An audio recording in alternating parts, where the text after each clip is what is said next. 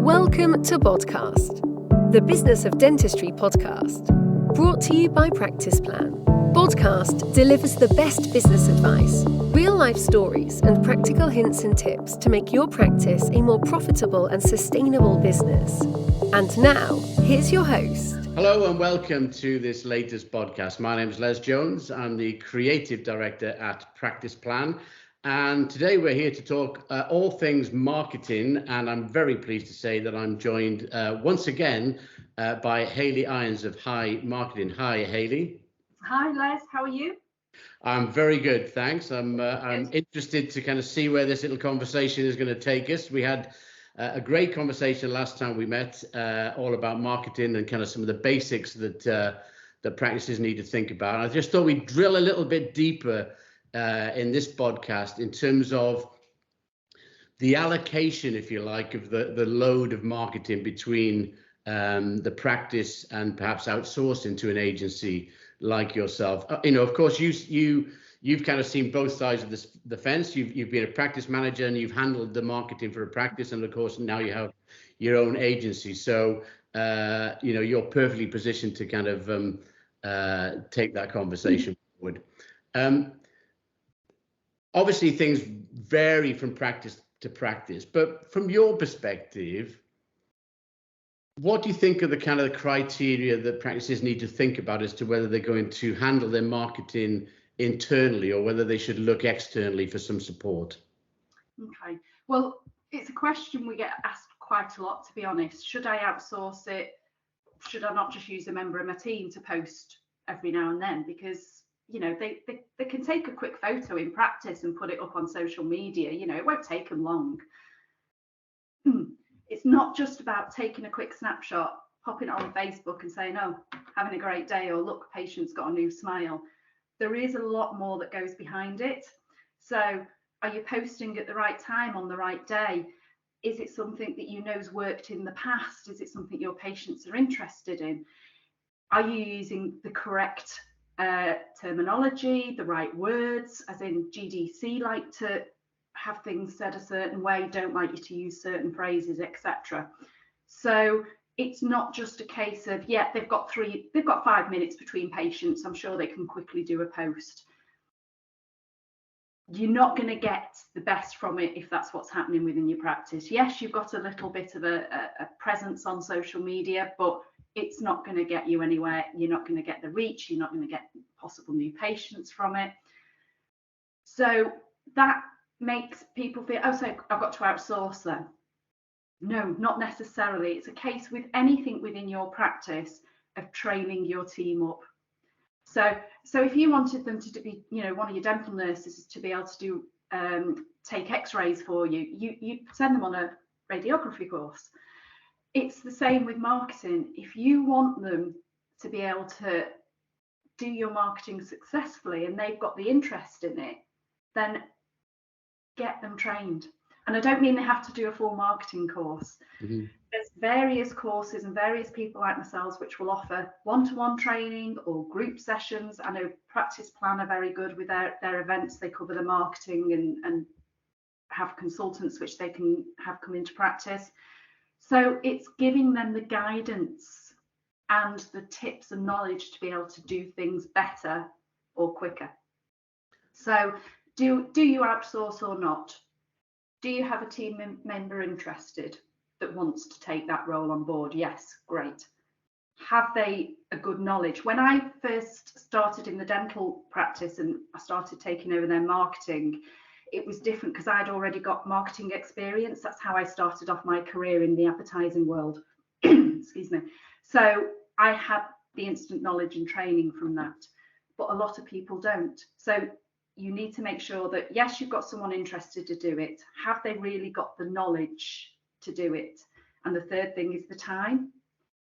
It's not just a case of spending a couple of minutes. You do need to allocate them some time to concentrate on what they need to do, to prepare and plan.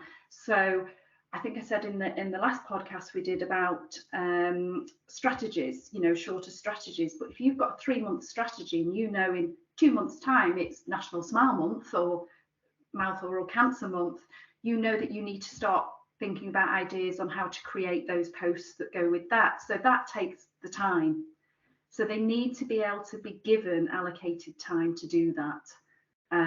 So it all depends on, again, how many team members you've got, what sort of practice you've got, and if you've got the right people at the right time. Yeah, I suppose it's not, you know, from what you said, it's not just a question of someone within the practice being very comfortable, say, with social media and knowing the technicalities of how to post and how to kind of, you know, like and stuff like that. Yeah, a lot of practices go, oh, I've got exactly the right member because she's so good. She uses her own social media all the time. She's forever checking in at somewhere and she's forever posting selfies. That does not necessarily make them the right person for your marketing. It might do with a bit of training, but just because they're very heavy on social media in their personal life does not necessarily give them the right tools to do your marketing.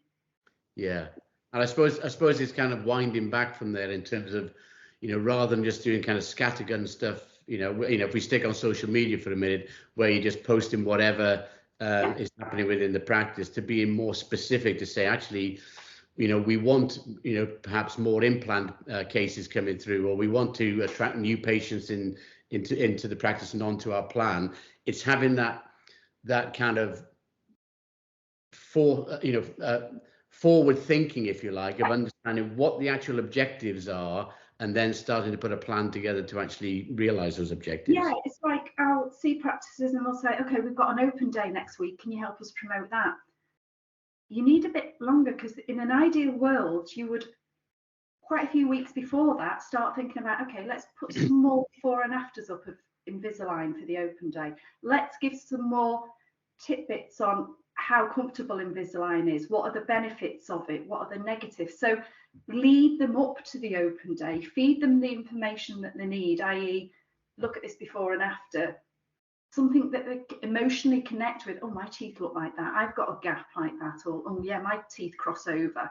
Give them the solution or the dream smile they could have, then how they're going to get it, or how you can offer it to them, and then give them the option of the open day where you might do free consults or offer them free retainers and free whitening with it. So it's not just a case, and team members would probably go, okay, yeah, we'll start promoting an open day.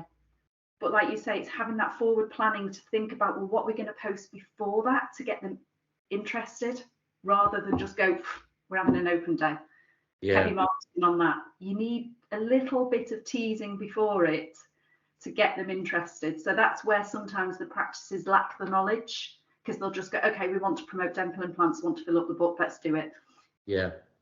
I suppose the other thing as well is that, you know, if you were to use an internal member of the team to do the marketing, as you said, it's not a 5-minute you know, a day type thing. It might be that it's half a day a week, or even a day a week that you know, that person is working on the marketing, which means that even though it's being done internally, there is still an associated cost, because you're having to pay that member of staff for that amount of time. So I suppose there's a kind of an equation there as to how much does it cost to me to pay my members of the team to do the marketing, as opposed to outsourcing it. Yeah, and the other thing you have to think about is, you know, especially for new practices that are starting up, so associates that have gone, right, I'm going to buy my own practice, set it up. The team that they have on board at the beginning will probably have a little bit more time to spend on these things.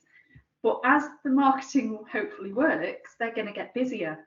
So then they don't have the time to continue with that marketing that they were doing, because they had more time to do it. So then their marketing gets a little bit lax and a bit, you know, falls away at the side, because it's more important for that dental nurse to be helping the dentist with patients. So then they get this lull where, oh, we've got no more patients in all of a sudden. Why?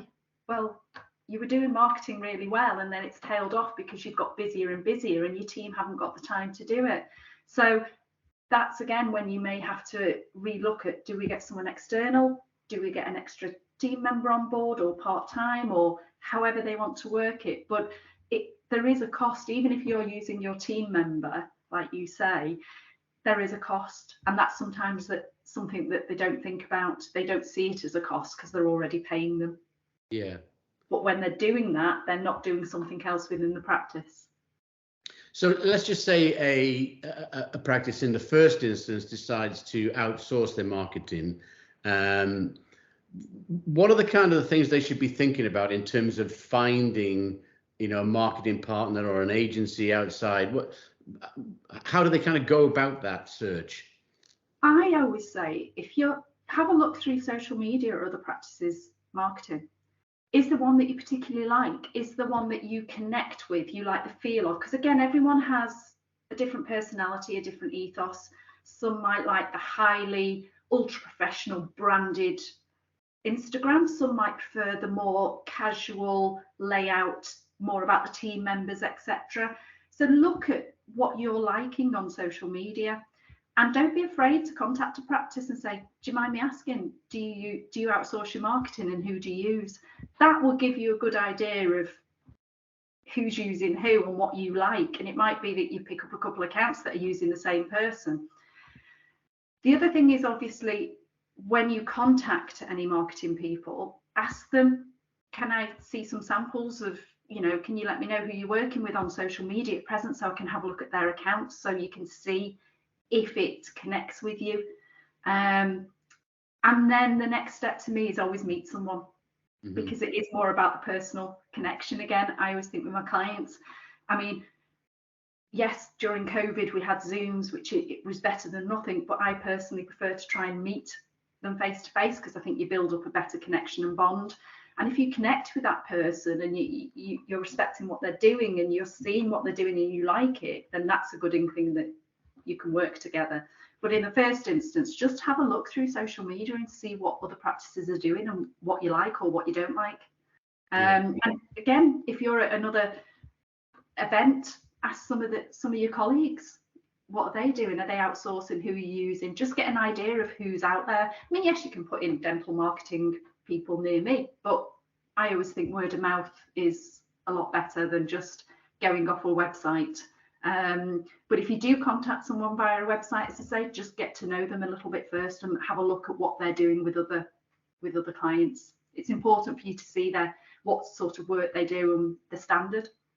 Yeah, I think you're absolutely right in terms of the relationship. It's if the relationship is good and each side understands the other, then you've got a much better chance of success, haven't you? Yeah, you've got to be coming from the same place. You've got to be on the same page. As with anybody you employ as a consultant, you've got to believe in the same things they believe in, or trust them enough to go, okay, yeah, I'm not 100% sure with that, but I do trust you, so ahead we go. So for me, it is more about the personal connection.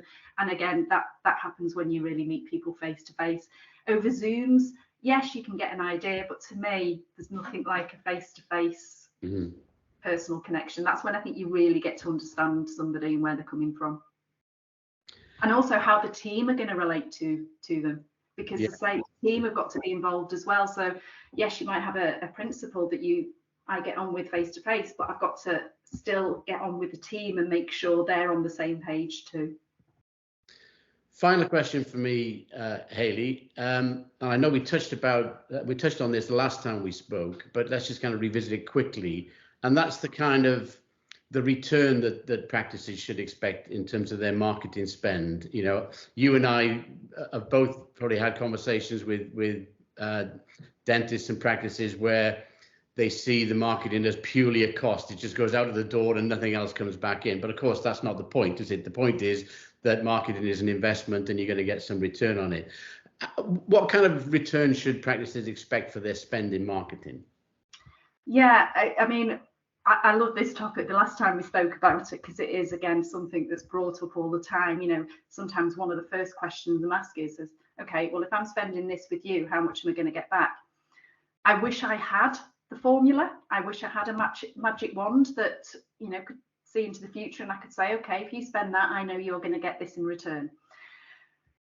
That magic wand and that magic formula doesn't exist, unfortunately. So again, it does vary from practice to practice. I can have two very similar practices in two different areas, and they will be very different in the way they need their marketing and social media looking at. They may be spending something very similar or something totally different. So I think what practices need to take into consideration is what they have in their mind. And I can ask a dentist to say, oh, have you got a budget in mind for your marketing? And I know 100% all of them will go, no idea. They have. We all do. And that's fine. I know they don't want to share it because then they think I'm going to tailor my costs to fit that. Basically, they need to still have an idea in their head of what they're comfortable with. I would then go back to them with a suggestion of ideas after our meetings of what we can do, what we can spend. I like to tend to do menu options, so they can almost pick and choose what ideas they want to go ahead with at the beginning. But it has to be what's comfortable with them. As a rule of thumb, they say 2 to 5% of your gross income is what you should be spending on marketing. But that's an industry-led figures. I don't necessarily use that and say, okay, work out your gross income and then you've got to spend this. To me, it's what they feel comfortable with, and it might be something that we have to introduce it to them, because as you quite rightly said, and in the last podcast, it's an investment. It's not just a cost. So it might be that they're only happy spending $500 a month to begin with or less. But I know that further down the line, they will be more comfortable once they see what's happening with spending a bit more, or they may wish to. Or actually, we may stick at that because what we're doing for that is working well for them. They're not a practice that wants to expand or don't have the capacity. So for that money, we're getting in the right number of patients for them. So it does vary from practice to practice. But my key rule is you have to be comfortable with what you're spending. If you had in your head you wanted to spend £250 a month and I come to you and go, you need 500, they're not going to really trust me at the beginning. So to me, if I get a figure from a client, then I'll tailor something to fit that budget, and then we can progress and show you what you're going to get for that. And as I say, then it slowly builds up. But it just depends on each principle. And some people have, like say, different ideas of marketing. What exactly are you going to be doing that money? Are you just putting up several posts on social media?